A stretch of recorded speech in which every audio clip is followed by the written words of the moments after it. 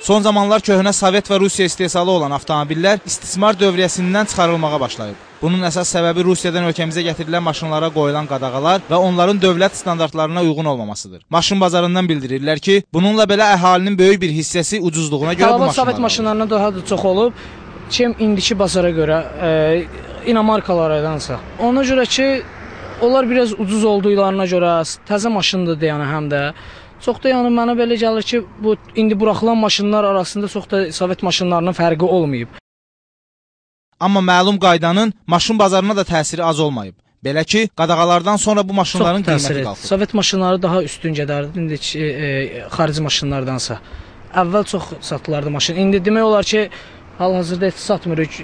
Elə gün olur ki, elə gün məsələn bir həftə olur, bəzən heç satılmır maşınlar. Sovet maşınların zəifliyinə görə maşın satılmır. Lənkəran Dövlət Yol Polisinin təbliğat təşviqat üzrə inspektoru Şəmsəddin Abdullayev bildirdi ki, VAZ markalı Rusiya istehsalı olan avtomobillərin qəzalarda iştirakı faiz etibarı ilə daha çoxdur. VAZ avtomobillərin sürücüləri isə deyir ki, bu avtomobillərin ehtiyat hissələrinin ucuz olması xarici maşına baxanda yaxşıdır. Ucuz başa gəlir. Sərf eləyir sürmək. Bizim yollar üçün yaxşıdır.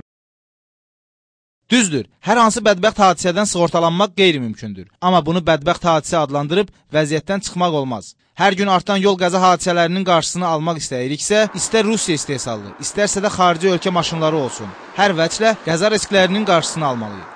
Ənvər Quliyev, Dürdanə Məlikova, Vüsal Yaqubov, Lənkəran.